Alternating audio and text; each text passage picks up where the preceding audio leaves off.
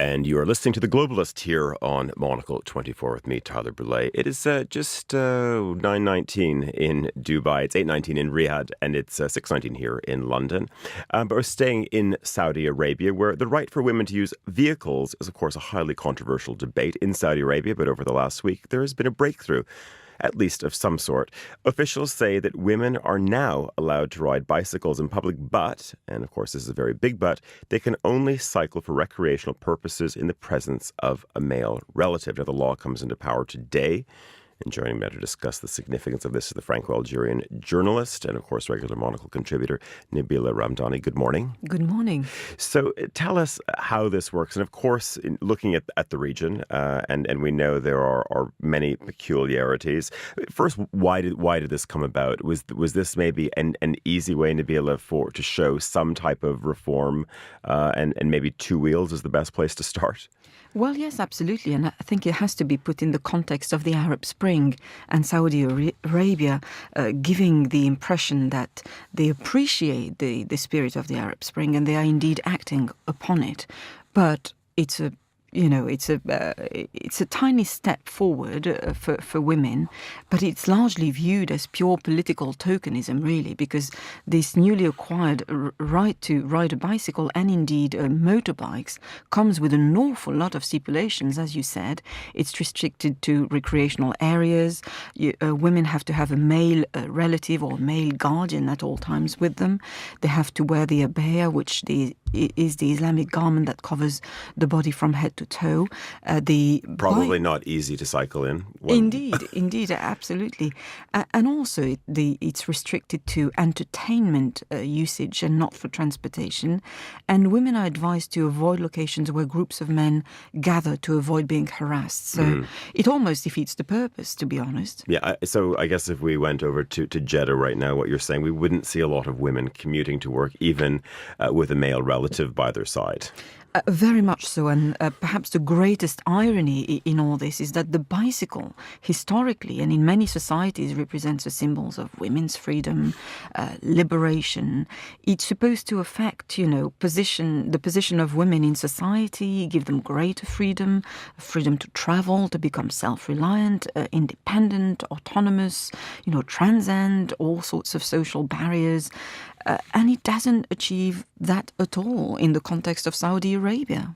So if we were to jump forward to next weekend on Friday, how proactive do you think the government is? Of course, they can announce this, but do you think that then we will then see in Riyadh, Jeddah, elsewhere, that they will be setting up these special recreation zones? Or would it still be a very brave woman, do you think, that would get on a bicycle no matter how many male relatives are surrounding her? I think it's very difficult to be brave in the context of Saudi Arabia and this, pure PR measure aimed at, maintaining some sort of trade relationships with Western partners and Western allies. It has to be put in the context of the full horror of the female condition in a country which is defined by ultra-conservative Wahhabi Islamic orthodoxy and indeed by patriarchal tribal customs. I mean, Saudi women are currently barred from an awful lot of things, from voting to standing for office. They're not allowed to expose any part of their body beyond their eyes and hands. They have to have a male guardian with them at all times. That includes not being able to travel independently abroad. They have separate entrances for public buildings. They're not allowed to drive a car. They're not allowed to exercise. Even, physical education is banned in girls' state schools.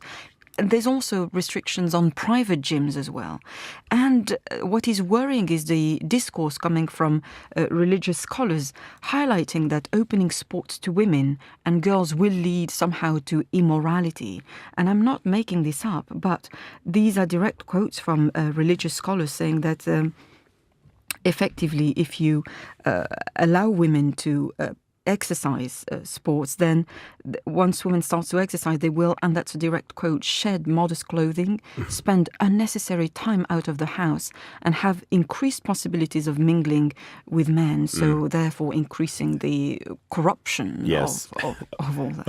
Oh, the horror. Do you think this is just a blip, this announcement, and we're spending time discussing it this morning, and the next, significant piece of reform, even if we can call it that, because, of course, everything that comes with is rather absurd, as we're saying, is still a long way off. This is just a nice bit of tokenism for now.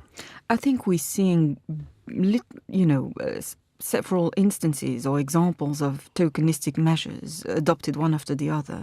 For example, 2 Saudi women were allowed to compete for the first time at the Olympics, but that was purely to allow male competitors to take part in the games because that was the condition imposed by the Olympics committee.